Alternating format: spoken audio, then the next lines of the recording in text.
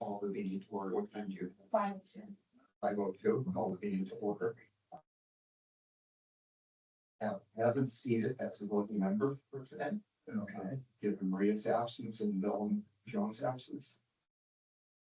Does anybody have any additions or changes they would care to make to the agenda? Maybe this comes under midsummer, but swag. With that. Okay. That's this. Anyone wish to make a motion to approve the minute? June meeting? Sounds second. Any discussion, any questions or corrections or anything needed? Fine. All in favor of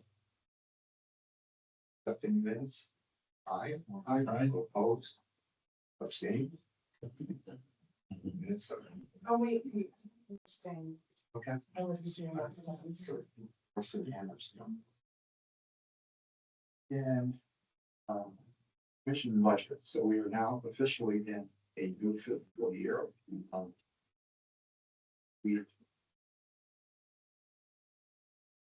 have basically the same budget this year that we had last year. And we spent almost all of our carryover funds. I think we have out of 4,500 that we had for Cherry Grove Wildlife Refuge, we have, I think we had $110 left. And the other accounts that we had were basically spent down to either zero. In one case, I'm not quite sure accounting wise, the happy we had balance of 2 cents. And I talked to, spoke to Anita this morning, and the land acquisition fund has a balance of $232,000, and we will have a deposit of $5,000 at the end of July to bring it 737. Wait. How does that work? We have, what's the current balance? 232? 732. 732. 732. 642.67.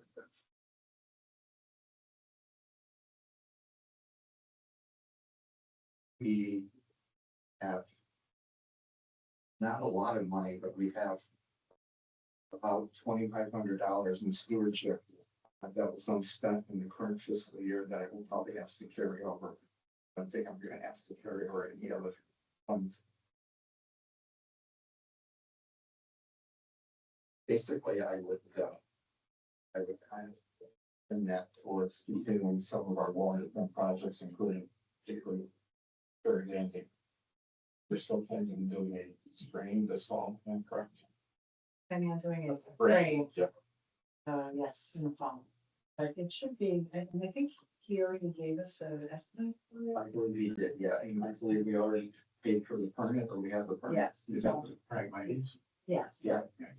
And then possibly, the other project, the big project we'll talk about. Yeah. Do you want, basically talk a little bit about, the Stewart reports, Andrea? Lots of poison ivy, briar,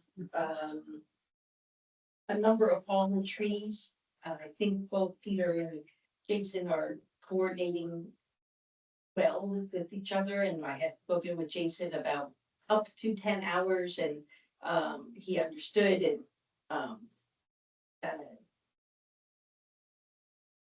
it's been hot, so they've been on the trails, but not as, often this last month, than they had in the past. We've also had some pretty severe weather. Yes. Yeah. Last month too. Not all the time, but just events, high wind and. We weren't here for the last one, which was over the weekend, very Mhm.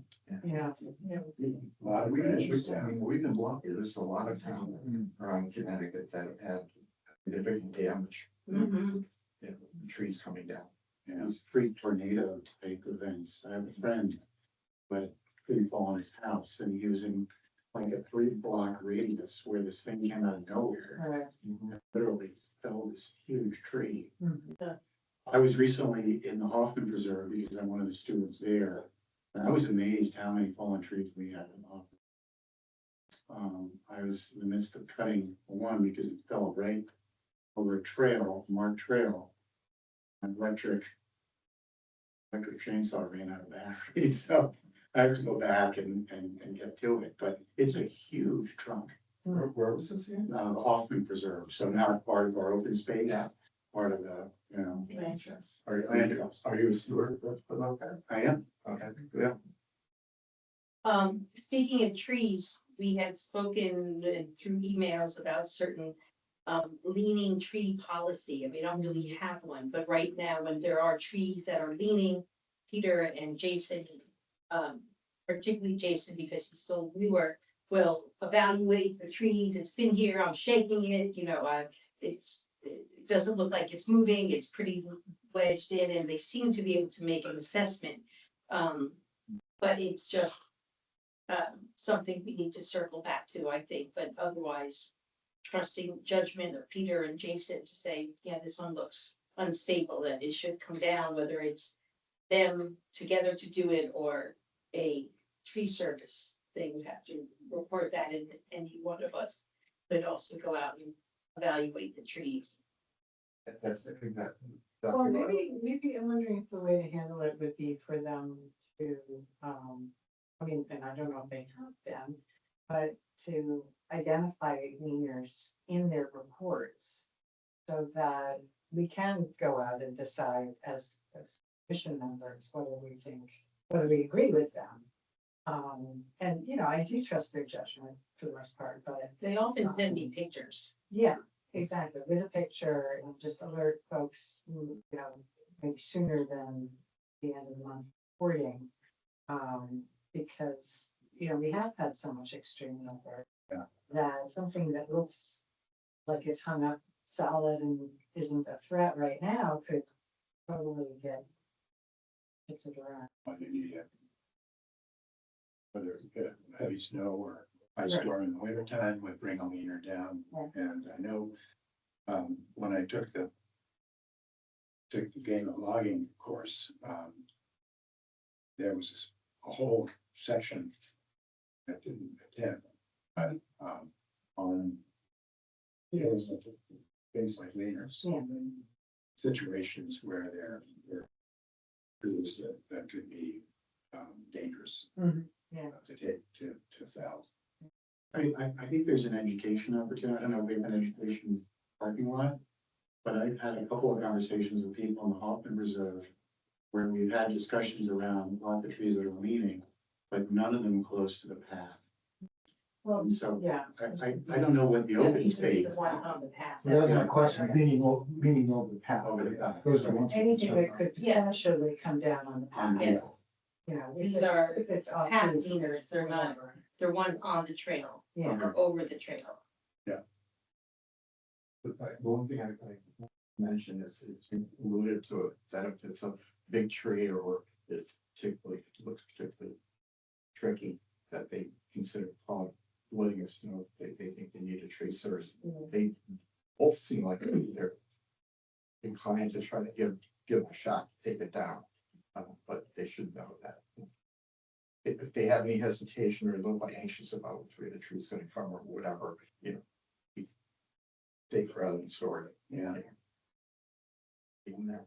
I wanted to ask either of you two, in looking at Jason's report, it looks like he spent a fair amount of time in Prairie Landing, and he talks several paragraphs like clearing tree at heaven. Is that sprouts or what is he doing here? Yeah, I met him down there, before I left the trip and identified it and, said that he was, you know, familiar with what needed to come out. And, you know, it was actually, I did point out the tree of heaven to him, but I think we were also looking at the Japanese knotweed that's coming in down there pretty fast. So, you know, I need to get back down there and visit that. In fact, he was gonna be away for time, and so, you know. But that was one of the things that after we had, Wilcox take some trees down, you know, we were looking around and saying, there's some stuff that's, you know, not too deep in, that is small enough that, you know, either singly or together, our stewards could start to work with. So it's either small, so he's not taking down sizable trees. by No, himself. no. In fact, you know, stuff you could do with a pair of handheld rubber. Real saplings. And what's he doing with the knotweed? Is he Cutting trying to it. pull it up? or- No, he's cutting it. Okay, Yeah, hand cutting. it's kind of it's, like roll. it's a PM. Yes, that's what it is. Well said. Do you have to treat the roots somehow, so it keeps it from sprouting? What's the procedure there? We're not doing that there. I don't know. I've had, Because Because it is, any luck, treating Japanese knotweed with having success. I think the only thing that I've ever heard people like, Sudan, Johnson, makes the knotweed, that you just have to keep at it.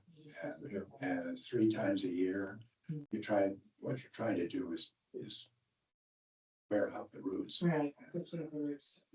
And, but I heard some horror stories. You know, you do it for 3 times a year for 3 years and it should take care of it. Well, I will say there was a solid stand of knotweed on the state property on the Shipping Pond Park that we've passed. And when they, put down the two Kevin, who they did take down, they started going after that and it looks completely gone to me.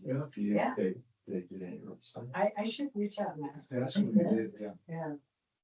Cause it was a short period of time, and then, so it'd be interesting to ask them what they did. right, Did Yeah. they spray it, or did they? I know they were cutting it, Yeah. I'm sure, but it doesn't seem to be coming back. so. I don't know if anybody goes to over Pasta Vida. If you go to Pasta Vida and you're getting back on the highway to come back, there's a bank along the highway of knotweed that they cut down every fall. And it looks dead as can be, and then big standard growth by the end of the summer. Oh, absolutely, yeah. I know it's got big, deep roots. My son had some in his backyard in Maine and he was there. Owned the house for about 5 years and was cutting it every year and several times this summer and he never got rid of it. Well, I presume there's an herbicide treatment for it, because if it's existing in very in wildlife refuge, Mm. deep wants it to happen. It kind of, it's part of the discussion we'll have later is if we decide to go with that, how much interim work should we put in there? We can talk about that along with the goes in there. AI says glyphosate can be used. What's that? AI tells us glyphosate can be used. Yeah. Well, we all know the problems with glyphosate, so I don't think we want to go down that road. I'd love to discuss that with you. Oh, I'm happy to. Yeah. I'm a pharmaceutical guy, don't forget, so Okay. chemicals are my business, so usually. I don't know whether we'd be on, which is not like I say. And that also doesn't kill the grass, if there's any grass around it. Right. Whereas Roundup will kill her. Yeah.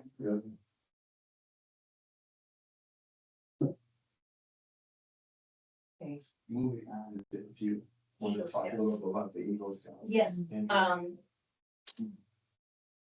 Bill and you, I think, have been in the loop, but Bill and I had reached out to the scouts initially with one project and then it's now the bridge on Ames, and I believe Bill has submitted to Inland Wetlands Commission the application, I think so. and then we had not, oh, sorry.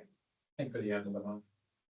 And then we hadn't not been hearing back from the scout, so I reached out to the scout leader just yesterday or earlier this week, and the Jackson chap wrote back saying, you know, he's all in and just apologized for his not communicating and was interested in a walkthrough and to figure out some time. So Bill is copied on that. I know he's not back until Wednesday. I don't know if anyone else and I think you're copied and the scout leaders. But he did some prep work, was he working with Peter, maybe? Did he cut some cedars? Yes. I don't know what he did, but he had some prep work there. But I think Bill would be the best person to respond unless, I don't know, Fred, are you familiar with the Ames Bridge or was it? No, I would think Bill's gonna be the guy. All right, so I'll write back to the fellow because Bill's Yeah. not back until next Wednesday to say thanks for your interest, and Bill will be the one to reach out and make a date and bring you up to speed. Yeah, that's like the 15th or something like that, and so. July 15th Yeah, is I think what? he's back. He's back. Oh, I see. And so we have, he talked to Eric Knapp and he submitted a form to inland wetlands and then, Billy wrote that we need to do a deed form and Bill submitted that. So we're all set with forms, that needed to be submitted to land use. And you guys, I believe, are gonna go for a site walk at the end of the month, Michael? We've done our site walk for this month already, Okay, but we'll schedule a site walk at the July meeting. okay, So it'll be early in August when we visit the site, okay. but I think it'll just be a routine agent, you know, or an administrative approval. Yeah, and Jason mentioned in his Stewart's report that the water level is fairly low. Notwithstanding the 3 or 4 inches we just got.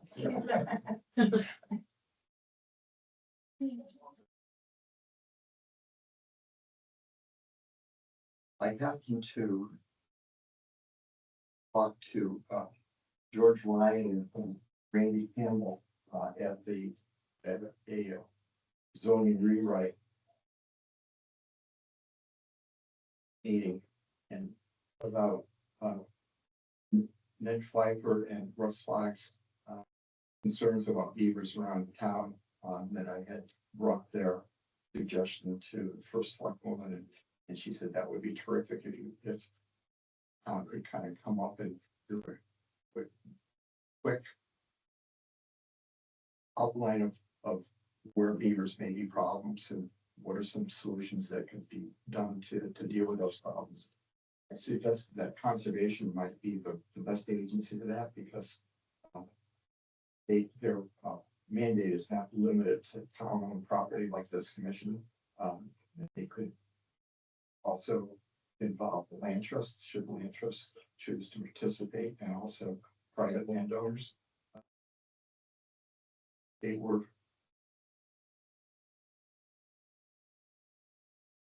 thought about the idea and they needed to think about it further. I don't think they were rushed to take the lead on that. But I mentioned to George that I would like to speak before the commission, their commission on both that. I have later their plan to do a inventory of endangered species around town. So I think they're having a meeting, like even if it's not, I will attend that meeting, make a pitch for something to do with. See if they wanted to take a lead in, just kind of doing a quick study with beavers, you know, if there's any cost. Like they said, you know, we could kick in a little bit towards that. I'm sure they have a lot of their own. Would you be interested in become our beaver guy? Given your availability and your mobility. Yeah. Or, it maybe, you know, I think I'm gonna be immobilized for a little while, so. Meaning, are you getting a license of some sort? Yeah. New parts? Beyond, but bionic, Yeah, bionic beaver butt guy. sure. Yeah, you know, and it could, I don't see any reason why it couldn't be something that initial things could be kicked up remotely. You know, Zoom or whatever, so.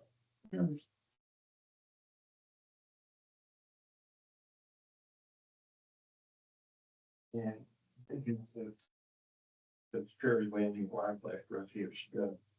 So, and Fred and I met briefly with Eric Hansen, and one of his assistants. Eric is a forester, the Millfield, highly recommended by, I think, Ford from Land Trust that responded to a query that I posted on the Land Trust listserv. Also contacted Claire Kane from Connecticut Forest and Park, and she gave him a great recommendation. Yeah. We met with him on site, and do you want Yeah, to what talk a we, little bit about what is? sure, and feel free to Yeah. chime in, yeah, so we basically met with him and his assistant, his name. Well, Will? Yeah. Okay. And Fred was there for the beginning part of the meeting where we were essentially, I mean, Eric is familiar with this grant and the, sort of the typical type of recommendations that he's met with some other towns that are considering applying for this same program, and so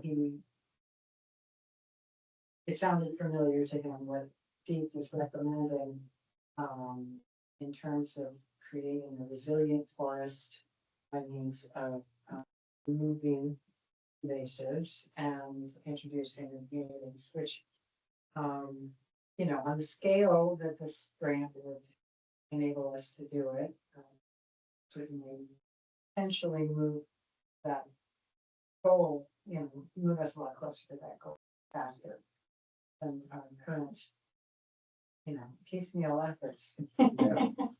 But, he, you know, he was, you know, we pointed out to him our concerns about the steepness of the site and the water, and, we had questions for him largely about what was his opinion of the number of trees that they were thinking, needed to be reduced, and it was very interesting to hear that that number is kind of like based on a calculation, a per acre calculation that they just use when they are. So because the portion of property on Fair Landing is probably 3/4 of an acre, that we're talking about, it was simply literally a math kind of calculation, not like anything sort of tailored to that site. And So now they said 600 seedlings per acre. yeah. That seemed really dense, so I asked the AI about that. Uh-huh. So they would be 8.5 feet apart. So it's actually, I thought they'd be closer together. Yeah. So anyway, that's what it would work out. Is They'd be 8.5 that right? feet, 600, I rated 600. It's, as Ann mentioned, it's definitely based on a formula rather than any analysis of the site. I'm trying to recall, you mentioned PA 490, but I'm not sure how that would be connected with that. You said that was a regulation, I think. Yeah. Is part, it must be for reforesting. Yeah. For Okay. PA 490. They want 600 seedlings per acre. Acre per acre, and then so 0.75 acres would be. Oh, okay.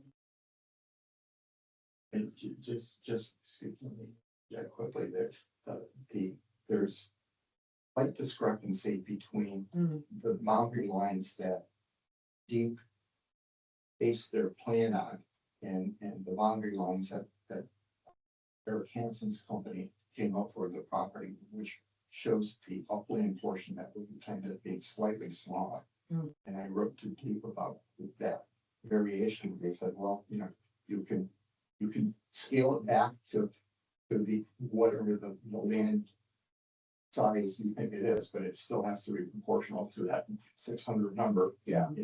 And just justify why you're scaling it back. Say, this is what your map that the forester created shows.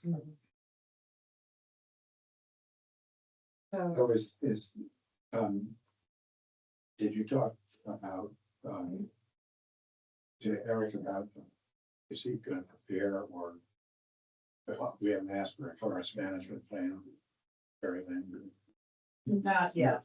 So we essentially have what they consider to be a good first draft of a plan for the property. Okay, that's the document that I think I sent you all around it. They talk in that plan about what type of stock they'd like to see introduced there and so forth. And they, I think, would very much like to have that plan reviewed and maybe edited somewhat by the forester. But the general parameters of the plan, I think, are pretty rigid. They want all the invasive cleared out, mechanically cleared out, chemically treated to prevent them, and then the replanting. Mhm. One thing that I was pleased to read about, ask them is that a last requirement for this program is that there could be some protection from deer going in there and browsing the new seedlings. Right. Apparently that is a refundable, reimbursable expense, which is a plus for us. Yeah. So So, to get back to Eric, one of the nice things that he brings, in addition to just being, I really got a good vibe from him. He's like he would be easy to work with. But, he would be totally managing the project, so that he would be the GC or whatever you want to call it. Mhm. Eric Knapp. no, Okay, that's what I thought. Okay. Yes. GC's general contractor, he's gonna be. Yeah. I'm gonna be the Okay. project manager. Exactly, so, we wouldn't be kind of constantly making sure all the ones were looking in the same direction. We would leave that to him, and he would keep us impressed throughout the project. And he also had at least two contractors that he could recommend to do the removals, the chipping, and the application treatment, as well as the planting, so like it could be, simplified greatly by not having 3 or 4 or 5 of them. One thing we maybe need to ask our own finance department about is whether we have to go out to bid for something like this. Excellent question. I I did ask Martha if there would be, if she would envision any issue with, the town had to pay out the money Right. upfront, which could be, multiple thousands of dollars, and then wait for Pete to reimburse, and she would think that was an issue. The finance could handle that. But basically backtracking a little bit, I found it really interesting to listen to Eric's general impression. His general impression at first coming to the property was, my God, it's just a mess. And it kind of really hit me in thinking, if we nibble away at the edge of this like we've been doing, it's gonna be an insurmountable task. It's really gonna be a tough task. And the more he started, and he basically was pretty upfront. He says, the town had to pay for this, or you were gonna try to do this on your own. I would tell you, don't even start. It's not worth the effort and the trouble it's gonna take you to do it. And then the more he started thinking about this, he mentioned this briefly, maybe before the meeting started, he said, this is really, you're never gonna see an opportunity like this come down the pike again. Yeah. He was surprised, number one, at the resources that potential could be available, you can ask for it for $150,000. That it is specifically geared to the smaller towns as opposed to, a lot of a lot of the deep grants have an urban component. Even if it's not based in an urban area, you have to show that the component will people not exposed to nature to have the opportunity to go out and enjoy the outdoors or whatever. The thing that Ann mentioned too, that really I was a little bit positive about this. As Ann mentioned, he's got two vendors, but one of them was in Thompson. You recall, one was in Thompson, a guy who apparently does a fair amount of work along the shoreline. So he's in the northeast part of the state. Yeah, he comes down here now. He has the equipment to go in there and clear the site, take down the trees, chip up everything, take down the shrubs and grind them up, do the spraying. He has been doing basically land clear, but he's very, very interested in getting into planting and reforesting too. And he would kind of love to take that task on. Yeah. And then beyond that, which I'm not sure how this would work, but it kind of like the best of all worlds. He has some kind of tank truck that he can come in water. Oh, So he could basically handle the whole thing with Eric overseeing him. right, but the irrigation aspect of the project is not a reimbursable expense. That is correct. So I don't know what it costs to get somebody to come in with a tank of water and do the watering, but that would be something that would have to be Yeah. ongoing. Yeah. Because of the sequencing of when the planting would best undertaken. We'd only have another 6 months at best of grant funding before. So that would be really at least the first year, if not the first 2 to 3 years. Makes sense to the irrigators. Yeah. So that, Well, it'd have to be done, I think, you have to bring a tank truck in and do it on road. Right. Right. But I yeah, don't know what that costs. So we'd be looking at town assuming responsibility for potentially 2 to 3 years of whatever that is, which it might not be a lot of money.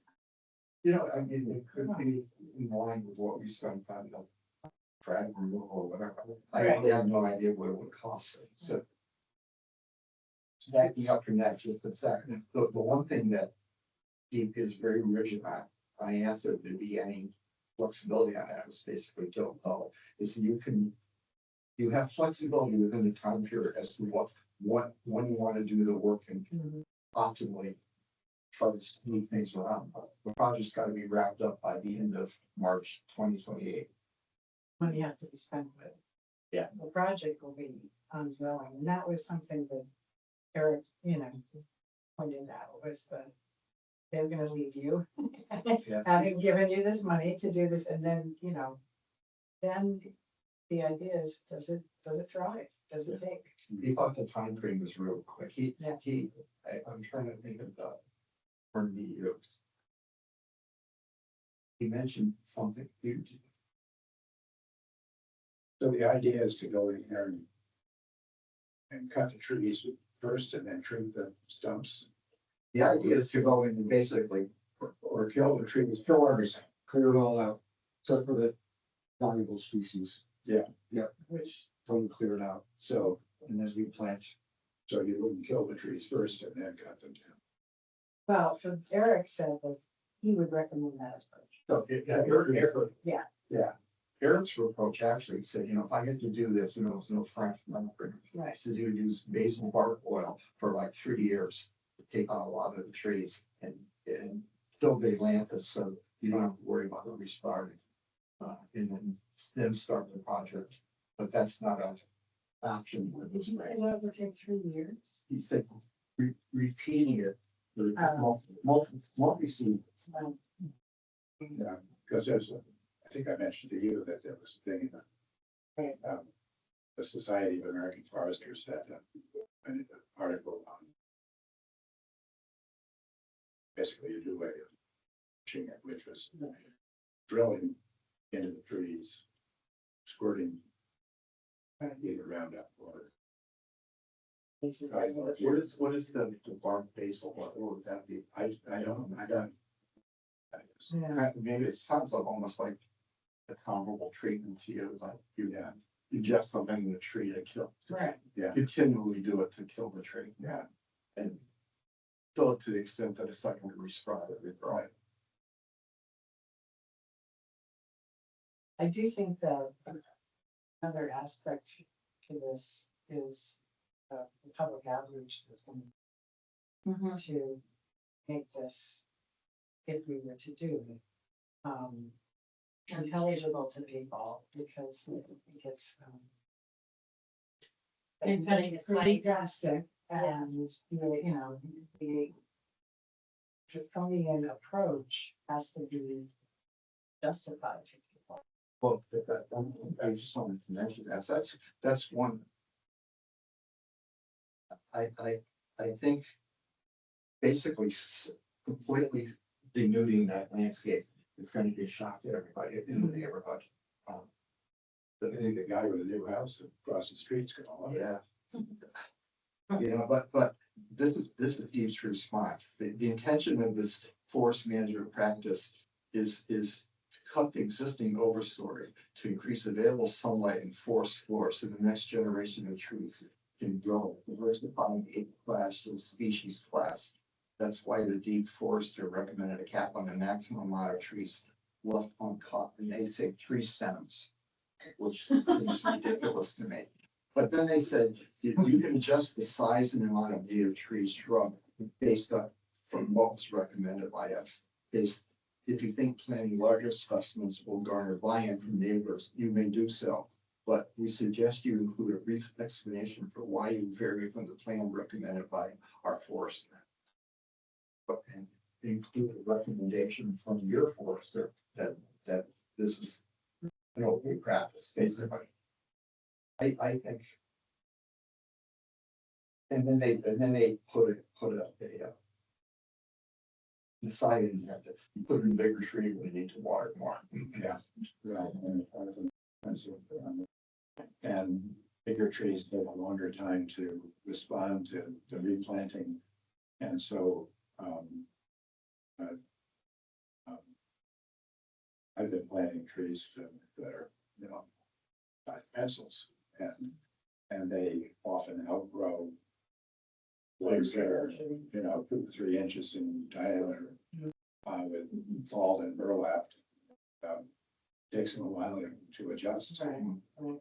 So and that's what they do at Kew Garden in England. They plant little mini ones. Yeah. Well, I think I think some public education would go a long way. When people are staring at this nest of hibiscus across the street. I don't know how many people realize that that's what it is. Right, I think that's the key point. I think the end point here, as someone sitting on the outside looking in, representing the public, I think the end point has to be so clear to the public.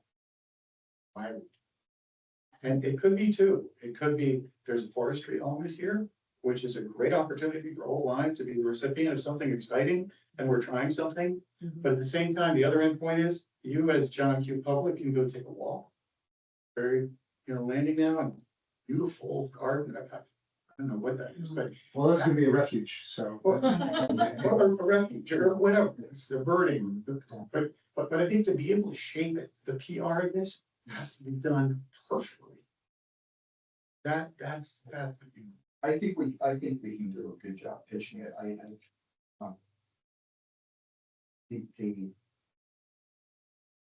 It is gonna take some explanation, and one of the things, and I was kidding Eric about it, Steve said that this is this great, this wonderful habitat for all the Asian population and the other population here, but yet we're gonna destroy the population, denude the landscape, Right. and I don't know, those little pencil trees, how big will they be before they can support the nest?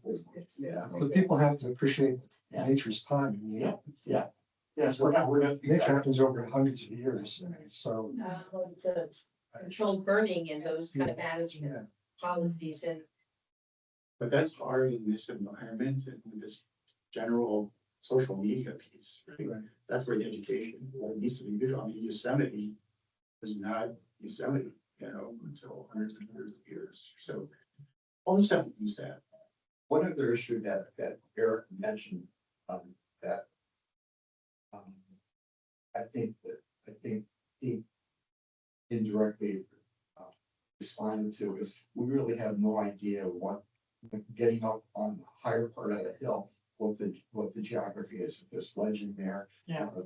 How much roots are gonna be back, after you clear the site and chip everything up, how easy is it gonna be to plant in there? Right. Can they get a machine in there with an auger, are they gonna do hand planting or whatever? So that's a huge Well, that's, gift. We just don't know how to start digging. that would be, has to be hand planted, which I think it does. I don't know how you can get machinery on that hillside. And, Well, and that would, indicate that you, smaller growing stock would, that's what you needed. Right. Well, it's Also be- certainly easier to also get be smaller less trees. expensive- Also be less expensive to protect it from the deer, Right, instead of having a cage this big, right, you have one this big, right. so. But you'll need to replace those cages. 450 of us, yeah. I mean, the deer protection, that's another whole issue to get. Well, we'll get to that in a second. They have to do an assessment of animals. and then Environmental assessment. of Yeah, so we're working with environmental agency for one thing, and it presumed that they're telling us we use chemicals, that we're gonna get okay to do chemicals. They did suggest that we do a preliminary. preliminary NDDB. Yeah. But But I think it's confusing to me what they were really suggesting, because it almost sounded like they were sending us to the MVDB map, which is available and is intentionally vague so that people aren't, collecting or, disturbing these areas where there are endangered species. So I'm not sure how super useful that's gonna be. Well, it's interesting that we had that done and we had to take precautions. This was my job, I was in getting a herpetologist to watch out for aquatic animals, but there doesn't seem to be, certainly not from the state forester, even from Eric to extent, as much concern about anything upland being. And judging from what we saw from the remote camera, I don't think there was anything unusual. Yeah, Well, they could be invertebrates or, well, like yeah, non-mammals that they're not seeing. I think you're right. I don't think there's any exotic mammals or birds there. Yeah. But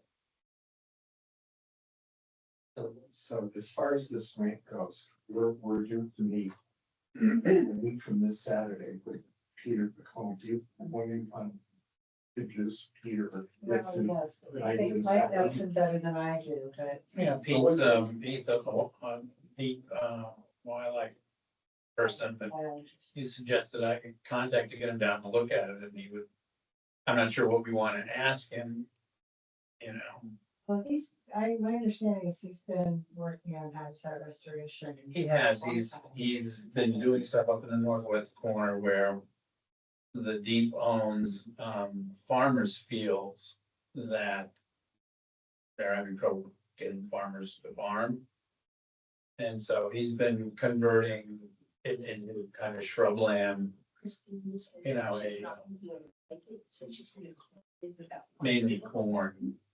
And that's what he's been, I've actually seen him doing, as he's putting in shrubs and releasing seeds and things like that. So he could give us information on once it's, you gotta explain what's gonna happen, then we get this, and then we might be able to do other things other than just planting to get understory in there, other than the trees.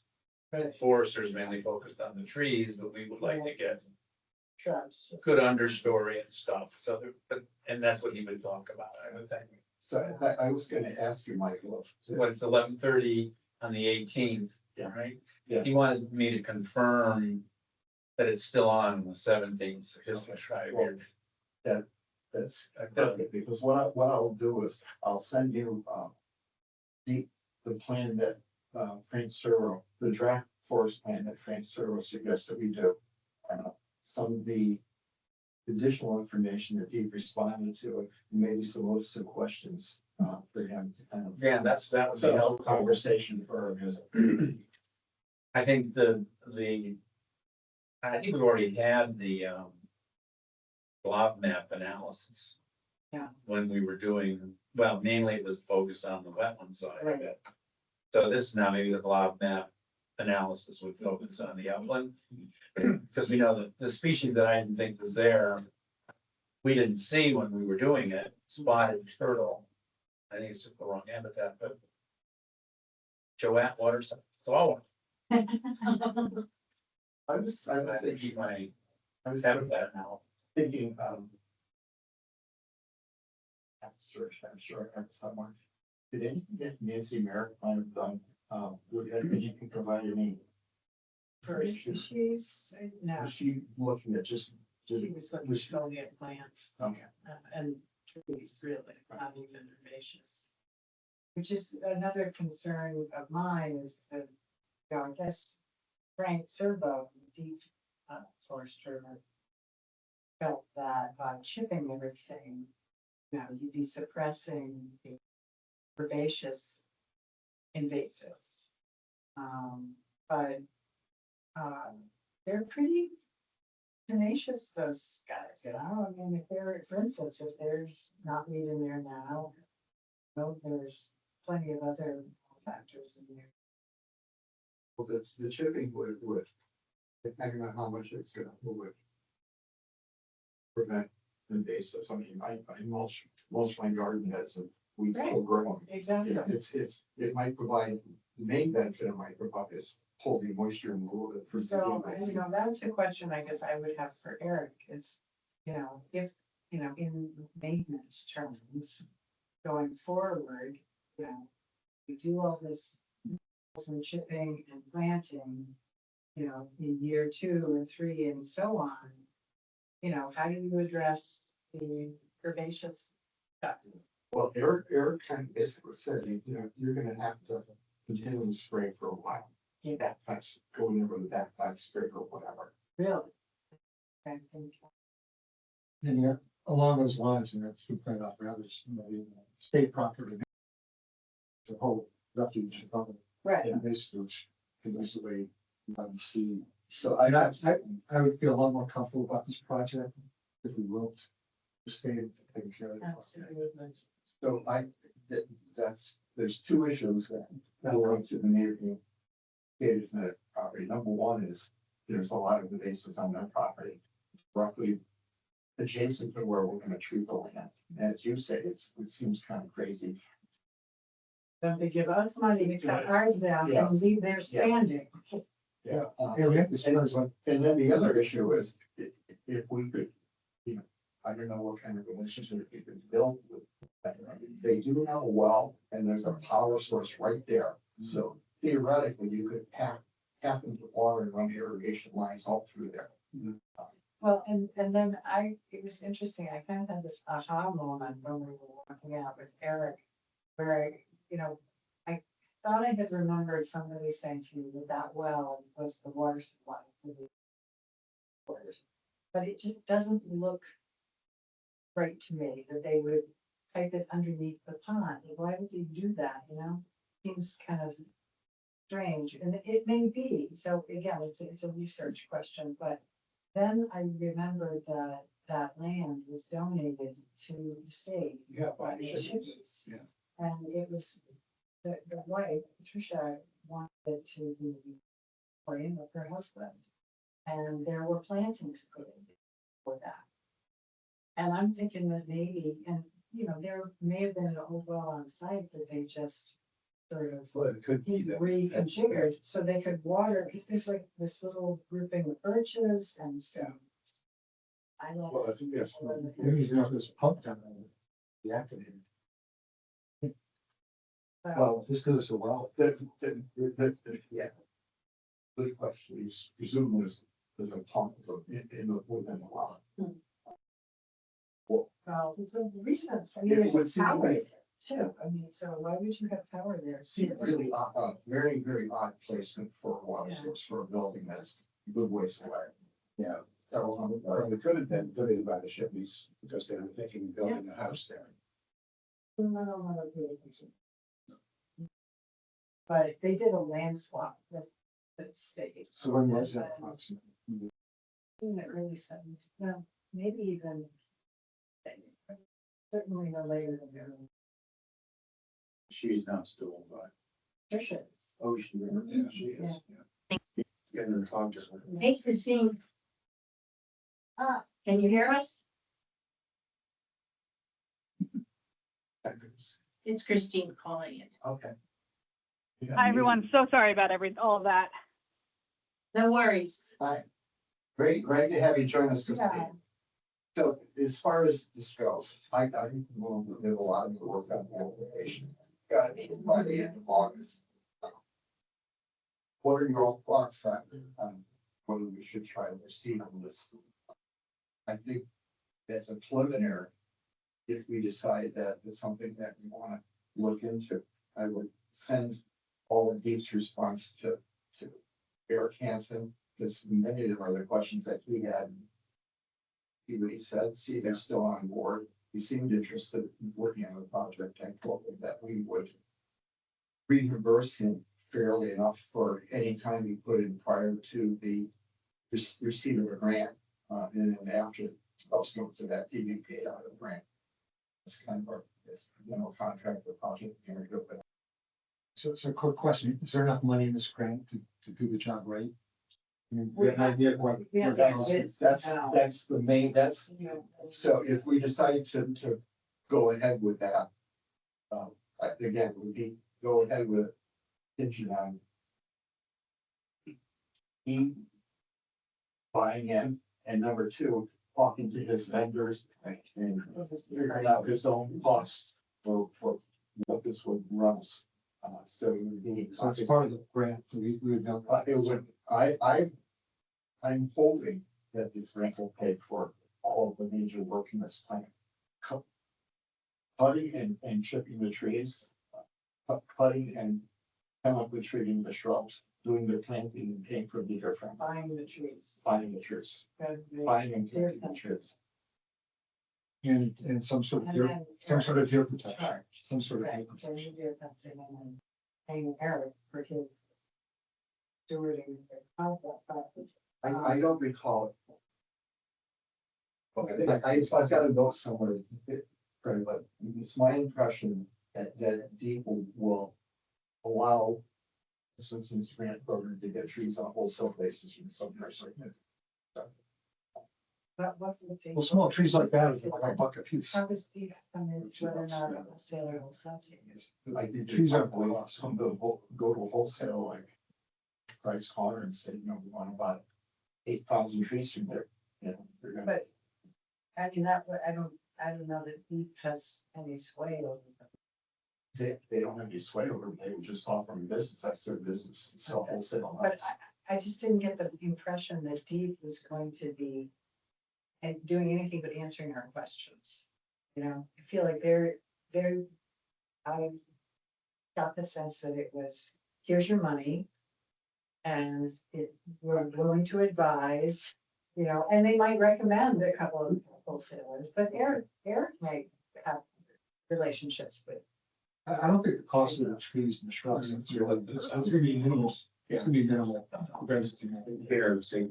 I will double check. Yeah, What I their think stock. that my sense was that they were that it was not hands off in that they were happy to respond, throughout the project. But I didn't see them like taking any action on our part. That seems what they were saying. What about diversity, new plantings, is there all same trees? No, it's a pretty broad version of Yeah, that's about a dozen hardwoods and Yeah, so many shrubs, yeah. Here they talk about the black cherry, black gum, black oak, chestnut oak, red oak, pig nut, hickory, sweet gum, tulip, white oak, yellow birch is among the trees. Buttonbush, bayberry, black chokeberry, red chokeberry, marsh elder, high tide bush, groundsel, and other shrubs too. Okay. High tide bush isn't gonna grow there, it's not salt. What's that? High tide bush is an intertidal plant. But that's a freshwater environment, so you're not gonna get saltwater plants there. Right. Unless we have a big flood. Well, and hopefully Eric would have, Yeah, we should Maybe in see that 50 a lot. years. Those are just suggestions that they tossed out. And we would obviously know what it was going to try best the next Right. environment. I think the other variable, and maybe I'm wrong, but I know you spoke about it in the previous meeting, was reaching out to those individuals living near the property. Yeah. If I was the CEO of this endeavor, that would be one of the first questions I'd ask this group. Have you gone and chatted with the people, how much opposition, what do we need to do, to feel comfortable? I think that's part and parcel of that. That is actually a requirement. It's actually a requirement of the grant that you have at least two outreach sessions, which I'm not keen on that word. The two public sessions will let people know exactly what you're doing. But should we do something preliminary before we submit the grant? To see if people are likely to get on board. done a little bit. I mean, right? Maria, one of our commission members is, That's it. looking right across the water at it, and, there's definitely a couple of other people to reach out to. But, yeah, I think that it was sort of informally, sort of taking the temperature of the neighborhood. But, even as much as the neighborhood is, more directly impacted, I think that ultimately it's going to be about really selling this, being clear what the goal is and why we would take the deal. What I like about getting it in front of some of these neighbors is that we could use some of these talking points with them and see what resonates with them. Are there certain terms that they prefer, certain things that they like better, and we could use that and in our general public piece, so we could learn from them. Always get feedback, yeah. Yeah. One other small. It would strengthen the grant. I think so. If we said we had done this already, ideally, everybody's excited. Great support for it, yeah. Well, speaking of the neighbors, one other concern, which is probably not as significant as the invasives on the state property that joins us, is that the privately owned property that joins. Possibly. There's, a good chunk of property there that they didn't clear. That is definitely. So I think what I would like to see is have this group come together with consensus. If we decide to continue to investigate this, I don't see that as a definite go. I then go to Eric and ask him whatever questions, when the president come up with an idea of what kind of budget he thinks he would need, and that budget's gonna fit with the grant parameters are. I'm very interested in what you're. Yeah, and basically, probably about the third week of July, we're gonna start working on the grants. We have about 6 weeks to put together, 5 or 6 weeks. So, what do you all think? I think it'd be a really interesting experiment. Because so much of old Lyme, as is over the last century, a lot of land has been, that was farmland, in the 1920s. It's now forest, and it's probably looks a lot like Prairie Land. Some parts do and some don't. It's like peculiar to me what happens where, why certain areas get really tested like that. And others, they're not managed in forests. So my own thought would be. Number one, we're not here to get great approval, but Eric said there seems to be a fair amount of interest across the state for this. So, But he also said a couple of towns have already said, no, they can't, yeah, too much. and so, Yeah, I mean, I have to say, I have mixed feelings about it. I think we put a lot of effort into it, we want to start that, and then it's a lot of effort for people who's in it, or, the issues surrounding it. Well, I mean, but on the other hand, if we just got this piecemeal, it'll never happen. but it's one of our most visible pieces of property, on property, and to have it look the way it does, covered with the bases, I just think it would be a whole lot more attractive if you took the from the street, and basically we're not inviting the public on that book. So it's not as if people are gonna be wandering through glades of oak and stuff. It's all gonna be what you see from the street. my thought was that we've always kind of portrayed this property as a. Pyramid or Right. it's not really kicked out. Yeah. Just case, certain things that we said we were gonna try to go after Frank Myers as a kind of demonstration of what you can do. Right. And this continues exactly in that vein.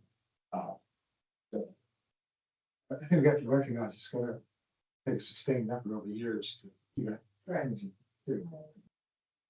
And so it's sizable investment of time and energy and trying to maintain it.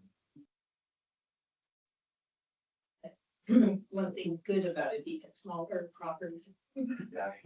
still, it's still extensive in that. It's a small property and. For better or worse, because you're right on the roadway too. It's not like you have to bring your, like, Eversource is going to take out the poles, you have to make a path into an area that you want to work in.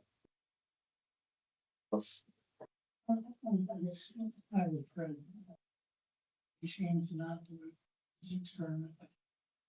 I guess the biggest concern is adjacent properties. Existing stands, not gonna affect it all. Just spent all this money, 2 years later, the encroachment is high enough to back over your. First time. And really, how do you sell that as a, lack of better terminology, artist transition, what it's gonna look like? well, I think what I would try to do is, once you get in the game, so to speak, and you have a grant, do our darndest to try to work with it, to really, it's, we're doing this, you just can't basically say. There's a, somebody doesn't mow their yard next door, you mow your yard too, or clean your yard or whatever. And I think that there's a peril in having some terrible stand of or next to us, but there's also, I think, a potential that it could help us in this project, because we're working in Dean's neighborhood. We could work with them jointly, that would, I think that could have a nice spin to it. The other thing too is it fits in with the effort that Jim Lampos is doing in town resiliency. This whole grant is resilient forest grant. So it puts again, the place of the town trying to the forefront of trying to react to climate change, which I think is a plus for the town. Yeah, for those people who live in town who think climate change is a hoax. Some do, for sure. So I'm sorry, do you wanna, I feel like we have to come back to this either, we don't have complete information since we haven't met with Peter yet. And I'm kind of on the fence until I have that missing piece. But Pete's gonna talk to us about, after this is done, how in the world, you know, do you keep it the way you started? So he's doing that. So he'll have knowledge about going from a cornfield Mhm. that's probably been treated with all sorts of chemicals for heaven knows how many years. hmm, And he has to wait, you know, the soil becoming viable enough to let something else grow. right, but also, I mean, in terms of habitat creation, I'm hoping he can weigh in on. He can certainly make recommendations on what we select, urban trees and shrubs. What are we, because there's the habitat that's there right now is, I agree, it's not great, but it's something. And, there'll be a period of 3 or more years at least, where that piece of property is not. He can comment on that, you know, like habitat of a cornfield to what he's trying to do. And he's dealing with, I'm sure, invasives coming in Right, on the edges and how's he dealing with that? And he has limited staff, right, as you can imagine. so that's. So he'd give us a feel for kind of after this is done and we're sort of waiting for good things to happen as the trees go bigger, and are we really gonna have significant problems from the adjacent neighbors with their plants? They could do what we did, you know, if we're successful. Let me suggest this then. I think we all have some questions. I certainly have some questions on leaning towards giving this a shot. Let me, share the information that we've gotten so far with Eric Hansen. If he's still on board, we can walk the property with Peter Pacone. If I can see if I get some additional information from Dave regarding the source of the plants and so forth. Talk to Eric Hansen about what he thinks a rough budget might run. And then maybe we convene for a special online virtual meeting towards the end of the month, and this is what we found out. Whether to go or not. And you answered the question about bidding for the town. Right. That should Yeah. be something that's cleared up before. That it could be done. I agree with that. You have a list of when you have communicated with people in the neighborhood in the past, saying that we were to write them a letter. Yes, and I've never had a response to any of my letters. Actually, I should have met you. I So think they agree. one of the neighbors did reach out to me, and then I get unsolicited outreach from another one of the neighbors. So, but the letter approach didn't seem to really with. How about our one board member who's an active landowner? I would like to. Maybe do a nice little house thing, invite people over. And say, we'd like to talk to you about, come for kind of cheese and crackers. And we'd like to talk to you about a very important project that we're thinking about. That tends to get people. How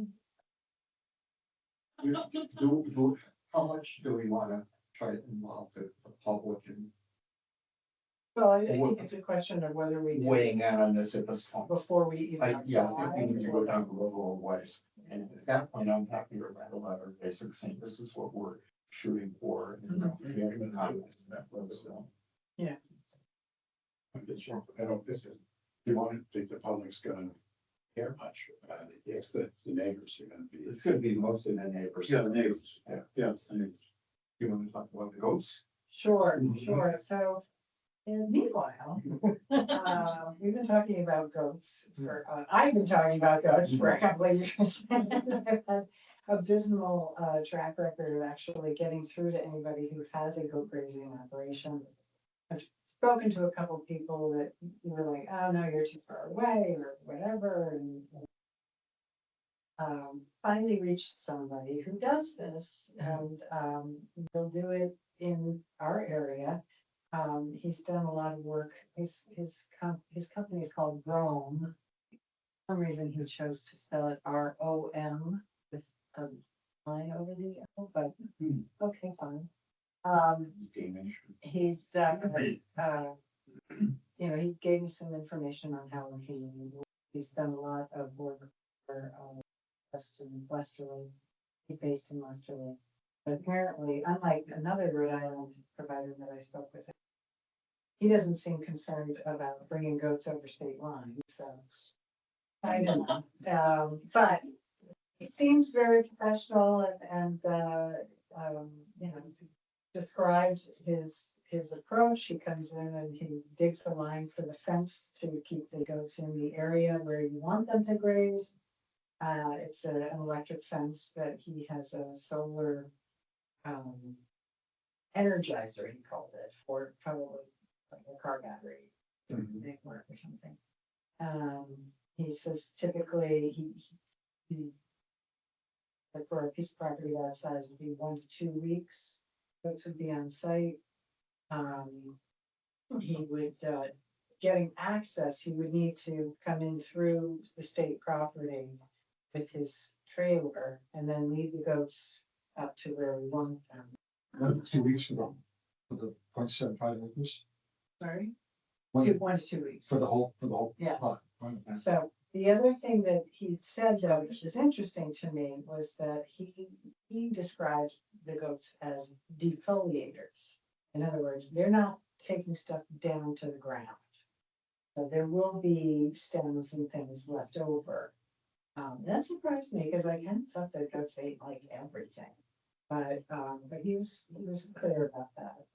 But it certainly would make the property more navigable, to get in and do other things. He charges $7.50 a week.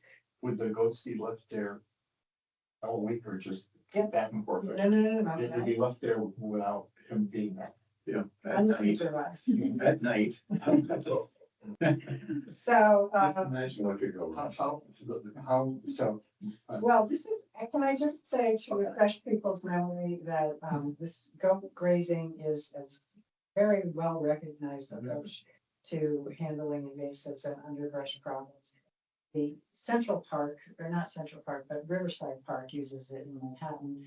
And many other municipalities and land trusts use it all day, every day. so the one question I had is I was talking to Maria Marchand this afternoon, and she was telling me there's a quite healthy coyote family she sees every day, and so you go. I want to ask about that. That's actually a really good question. I mean, there's an electric fence around your area, and that's where the goats are. I think he said he leaves some kind of a little shelter for them as well or something. I'm not sure. You have to do. How high is the water fence? for them. I don't know. I didn't write that down if you said it, but, I would imagine that the fence would keep things out as well as keeping things up. So, but that's an excellent question. So I would definitely ask him about that. He's willing to come down and take a look at the site and tell us what he thinks, you know, whether it's manageable to get in and out himself out there. It's the different company than what I read about in the Connecticut Land Conservation Council. Right, this is, there was another group called Raptor Ridge Farm, and then there was no, this is the one that the Pequot Seapost Nature Center Yeah. used, so it is the same. Uh-huh. Yeah. The other guy that I called, So you said 750 a week, that's not much, no, and they can do this in 2 weeks. Yeah. Sounds pretty good. Logistically works, you know. Yeah. From a PR perspective, I think it would be very exciting for people actually. This, rather than telling people, oh, we're cutting down everything. People get, I think, a little more excited about the idea of goats. And it was just one of many different approaches to forestry management. I think Would it you, would be. yeah, a would this be in lieu of the grant or? in addition? And if we Yeah. go to the Lay all land, our land. what name do we have, like, defoliation? you all the know, good stuff. it could make, just make it easier to get, the done that we need to Yeah, do. it could be cheaper to do the cleanup later on. Right. And easier to kind of get people on board and buy into it if you're Right. talking about the different management practices and Right. watch it in action and put our cameras on it and. You get emojis for the cheese and crackers. I like that. Good plan. It's growing. Can't do. We have $1,500 on our stewardship account. The There you last- go. So from the last year, how the finance. So we now have about two. Go to appropriation, that's a carryover. You might get a body. He's booked through the inbox, but I think he could probably come and just do a site visit. Would there be a cost for the site visit? Yeah. I would, we should Yeah. reimburse him in some way because he's coming from Western. He's You'll- got a business to run. Anyway, does it sound like something it's worth talking to him about? I think so. If he can come out and give us a site assessment at a decent price, sure, go for it. And it's good to know about some of this, because even if it doesn't work, we could use it on some of the other properties. Right, well, I said that it might be more than one property that we.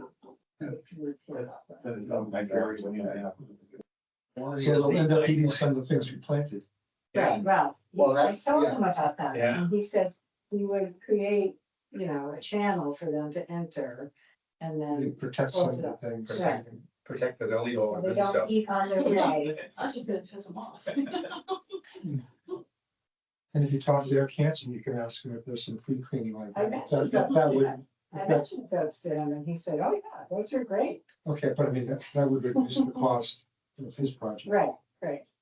Would it? We could have some manure that we could use on plant application. Pre-foliate to go through fertilizer. Right. Yeah, but, A little update on that. yes, yeah, So Steve told us that the website has changed, his business strategy changed, and then a lot of new maps and lots of maps on easily downloaded. Connecticut Trails, still is in the Wednesday. Went through a couple of drafts, from Bartholomew and actually Ames. What they've done so far is just take what's on our website and paste it into theirs, and that doesn't quite work for me, quite honestly. I'm trying to get up with Laura and I could talk to her next week. I would, on my travel, I didn't get a chance to kind of get involved in this the last week or so, so. I still think it's worthwhile doing, but it's not really, our website's interesting, it's a very little description about the trails themselves. But from history, very interesting, actually, period, just for the sake of reading something about the land, history of the land. Beaver descriptions on Ames property website are very nice. There's nothing at all about beavers on Bartholomew. It's an older yeah, version. website needs work, and I got, we had talked about And because I volunteered. to The trail. Piece. a height, a portion focusing on fills. I think that would be more appropriate for Connecticut Trail, the description, more description of the trail, which I did a lot in the mapping piece. I didn't put that into a verbiage, you know, use it that way. To me, I think it makes more sense. Our website should have details of the donations, history, unique attributes of like the Indian presence, tracks. That's interesting for somebody for our website. I'm not so sure it's best for Connecticut Trails. So I don't have the answer to some of those questions yet, Greg, and you'll send you the note. Hopefully she'll get up with me next week. I think if we're doing, I might suggest that we hold off, decide what we're gonna do in terms of how we do the website. We do a separate entity, I'll call it, like, the trail descriptors themselves. I could also do it on the website. I think Connecticut Trails is different because different people will look at it and we draw more people. Surrounding area and immediate area. Where Old Lyme, Just on people here, if I look at our website, I can't really be that interested in finding a new trail by going to a space website on the town. So that's what like trails with beneficial for us, get more visibility. But they're not quite meshing. I thought they would. I don't know, that's how The overall structure of the website really needs to be fixed. There were a number of decisions made on all of the website, all the components of the town website by the vendor when they migrated without really any conversation with the folks that represent the various agencies, and they just made a lot of unilateral decisions that don't make sense. I was gonna mention again that I think we can look at where to post the very ending map and send it to Katie, but I wasn't quite sure where to stick that because all we have is one PDF under for anything on the website now. Right. description. I think, I can remember. Bigger. Yeah. And we can certainly, so, We have a lot of good information. We have a lot of good images. Right. For the ending, we could plug in there. I'm gonna try to start looking at some of that stuff. The Connecticut Trails also was asking for a few pictures. I think that we could discuss in terms of what we might want to be more interesting. I have a file of a lot of images taken over time for various, I can see if I can find some for various properties and send people. And the events of mapping, Steve also told us to pinpointing the plannings where didn't seem to be working. I spent some more time in the event, just like it's changed some, so this merger. It doesn't, I don't think that was the solution, kind of like was stuck. Right. Right. It doesn't seem to be, you generate the map and you generate the pins. But you can't print that out, holding on that map on your phone, it doesn't translate. We need it, and I haven't had a chance to think of other approaches to looking at that yet. Steve is retiring, so he isn't, I sent him a note yesterday, so. Let's say, did you find anything else out in terms of suggestions or like that? We'll see what he says. That's my short update on mapping. Christine, are you still there? I'm Christine. here. Hi, Christine. I'm Good. sorry, I'm having a very hard time hearing, but I Okay, am here. we can hear I'm you. sorry, did you direct? We'll try to talk about particularly getting about midsummer. So do you want to talk about your sign up sheet? And then when Andrea comes back, we can talk. She wanted to talk about swag. Sure. So I sent out the sign up sheet to everybody today. So hopefully everybody received it. With the doc, you should just, if you can open it, you should just be able to type your name in. You don't need to save it or anything like that. It should just automatically update. But if anybody has any trouble opening it, like if you don't have a Gmail address, if it doesn't open nicely for you, or you can't type nicely into it, you can just email me back and I'll happily slide you into a spot. So we already have a few spots taken. So thank you for everybody who has already volunteered. So I think probably the best thing, I think usually in the past what we've done is had 2 volunteers for each time slot, and then if somebody else pops by, fantastic. But we don't necessarily need the 3rd person, but the more the merrier. If anyone comes by, it's usually busier, I think, in the morning, and then it kind of tends to taper off a little bit by the afternoon. And then we were going to do basically the same setup that we did last year, since sadly, because of our location, nobody got to enjoy our beautiful setup last year. So, we had those nice posters made that talked about like the Beaver Deceiver and different things like that we've been working on around town. So I think that those are in storage. I know Andrea said that she went to the storage, so I don't know if she can talk a little bit maybe about what she saw in the storage. So we'll make the safety whistles that we had planned for the kids as well. I think the only thing we might be short of is the whistles, but I can easily order those if we do need more, if we didn't have any more in storage. And I know Andrea said that she got the raccoon from the antique shop, so we'll set him up somewhere. Christine, can we talk I a think- little about infrastructure? I haven't reached out to them, but in the past, the Art Association provided us some tables. Do you want to see if we can borrow a couple to use again? Sure, I can definitely check on that. They didn't say anything in the email about what they're providing, but I will definitely. Yeah, I think Ask we them, yeah. specifically asked for that. Evan, you're gonna be kind of Okay. on the mend, but is there a way that we could still borrow Lime's tent? Well, I'm gonna ask that question tomorrow, at the meeting, Okay, land trust meeting in line, and I'll take my truck and up there and, before my surgery isn't until up for a couple of weeks. So I'm your surgery before or after the festival? before, yeah, was the 23rd. And,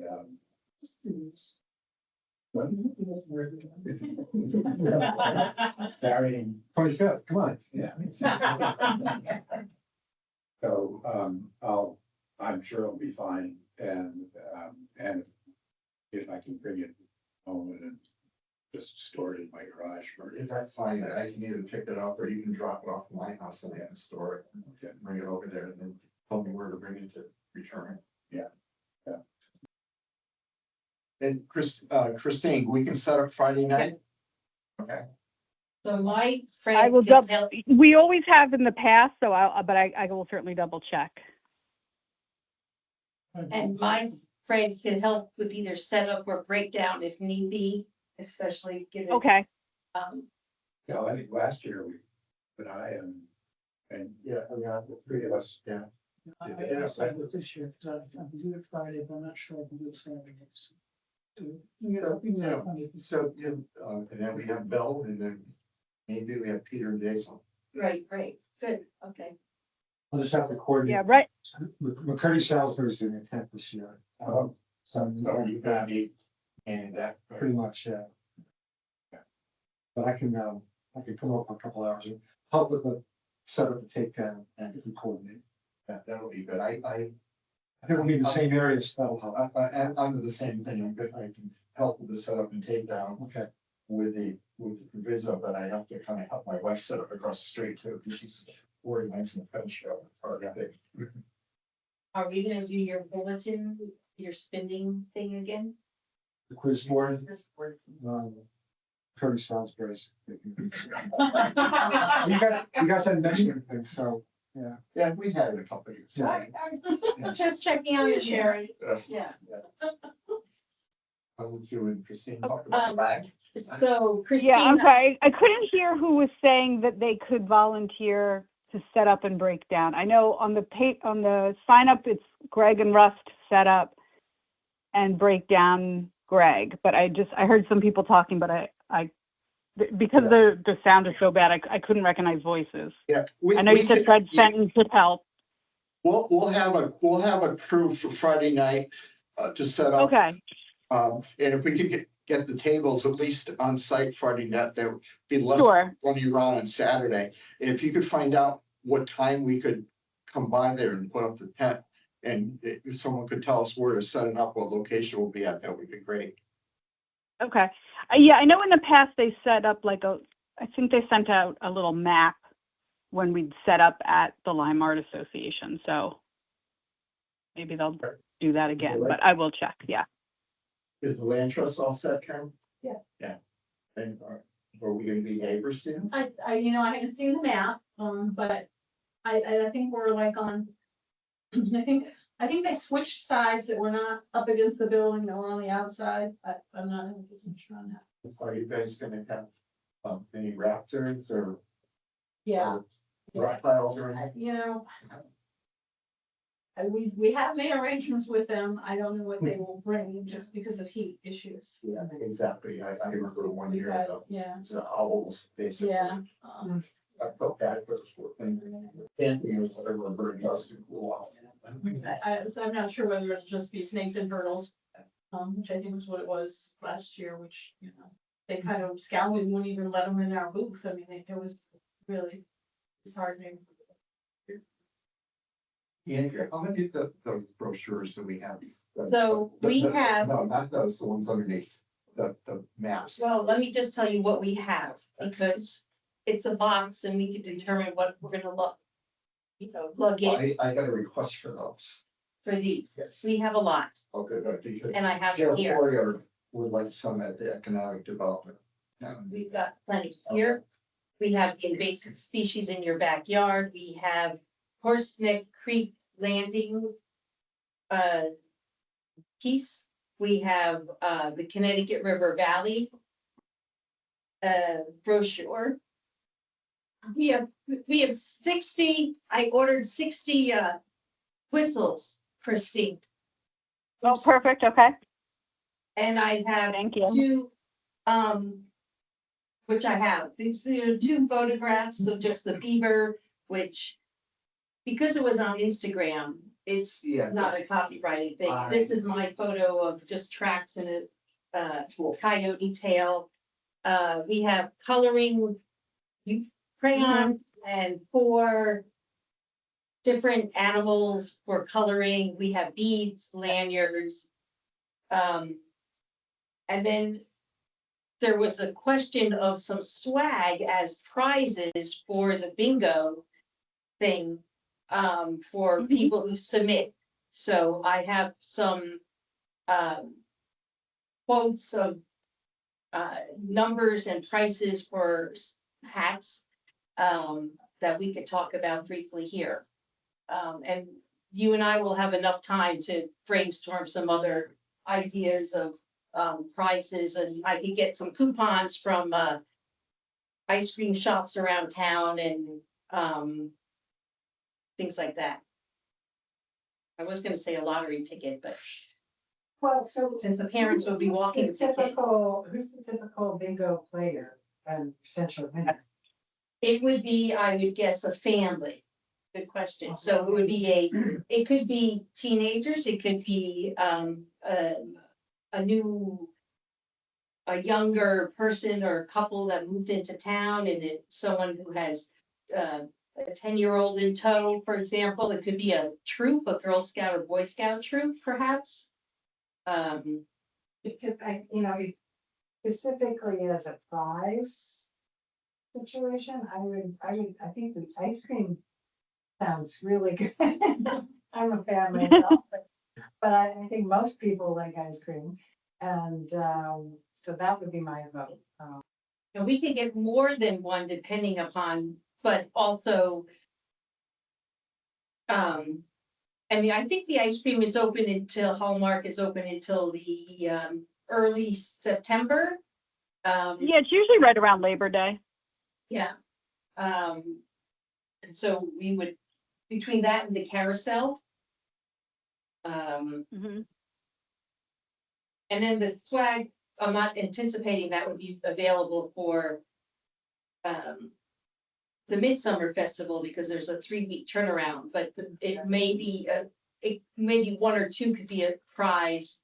But otherwise, it could also be as a giveaway for our stewards or ourselves when we're on the trail. Or not, but we had talked about it, so I was following up.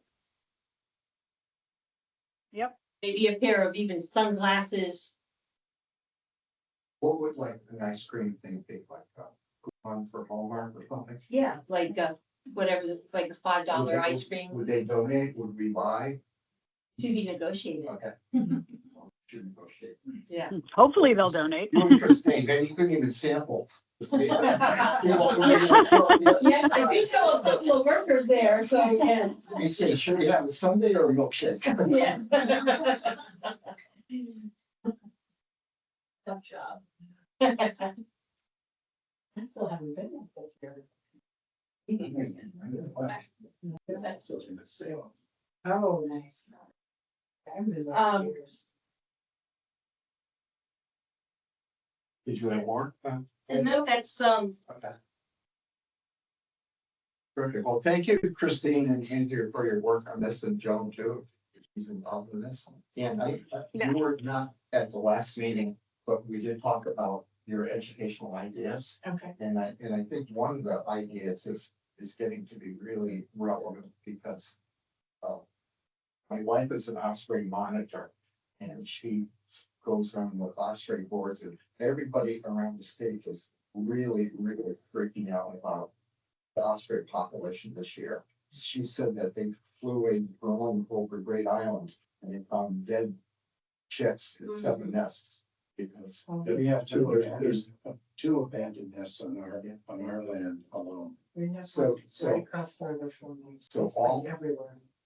all spring, we had seen an adult pair, like Horse Creek on Amanda's property. Yeah. We saw a baby, it hatched, its head was sticking up, and there's been no activity for a week now. Nothing. Yeah. And that's not a good sign. Yeah. And, It's the second year in a row. I've been One's getting, across from me. a friend who grew up here, got his PhD in ornithology at Cornell. And he's down in the Chesapeake, Choptank River. He's, Yeah. What's Are going they on? saying What's it's happening? heat related? Avian flu. No. I think it's overfishing and egg. Yeah, but ospreys They are, don't- they literally they're don't very, have enough. Yeah, they want to be the carrying capacity. Yeah, there was an article in this.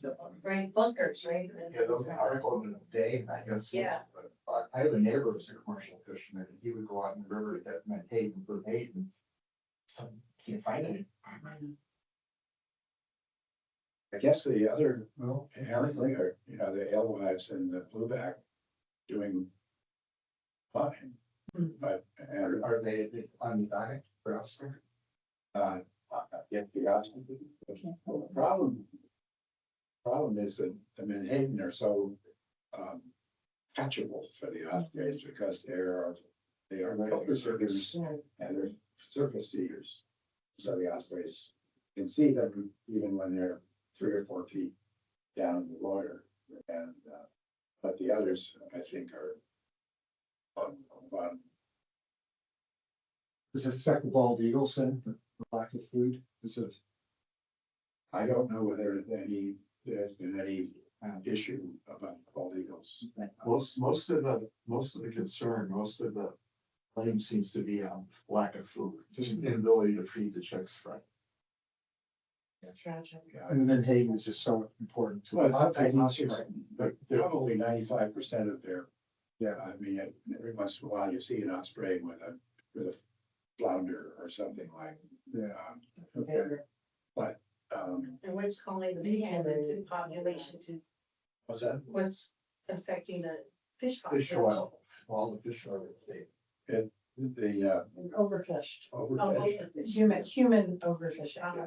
For it's a prime source for fish oil supplements. And I guess, and they have that on folks out there. So fish oil, dog food, something else. And most of it's sent overseas. Called reduction fishing. Yeah. The fish, they're called fish, roundup fish. Yeah. So, I think Joan would be happy to kind of reach out to Congress Conservation, maybe do something with them, or also do something with Audubon. That would be a great partner, Yeah. like to pursue keep some relationship with. Good. I'll work with John on that. There is a global sardine shortage, just FYI. The global what? Sardine shortage. Oh, sardines. Yeah. So zoning updates, and I, were we there, Frank, too, for the zoning? Yeah. Yeah, The first part, yeah, yeah, so I wanted to put together something, I'll send it around to all of you for some comments. And send it into the zoning commission. I have to say, I was really, really impressed with the quality of the presentation, flood and erosion control. Yeah. Did you hire somebody to do that, or did your folks do that? No, we did that. Damon's the expert. Good job. I couldn't go, so I went to the first one. He very, we spent a lot of time. He was surveyed. It was very well done. Was very impressive. My take was, I'm not sure, I think it took some of the zoning members aback a little bit by some of your suggestions.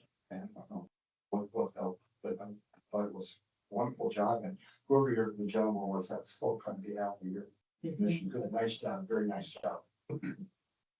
The zoning rewrites, we spent a lot of time putting in, that's a document, which didn't get posted. It's why it was posted, it is now. And kind of, that whole effort then questionable in terms of how effective, how efficient, and there seems to be some tension between what you submit to zoning, their consultants are doing. They're ahead of what they're saying. They've already written, and they're asking for input. We already wrote that piece up. Why are you asking for input now? That's just kind of my impression. It's getting done, it'll be a very good effort, but it seems there's a lag in these workshops. I think probably should have been staged a little bit earlier if they could. Well, they got kind of side.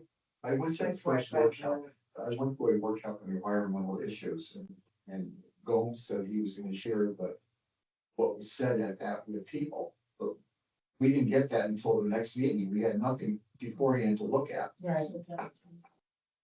But, I mean, they've also, meanwhile, they've been dealing with getting the housing.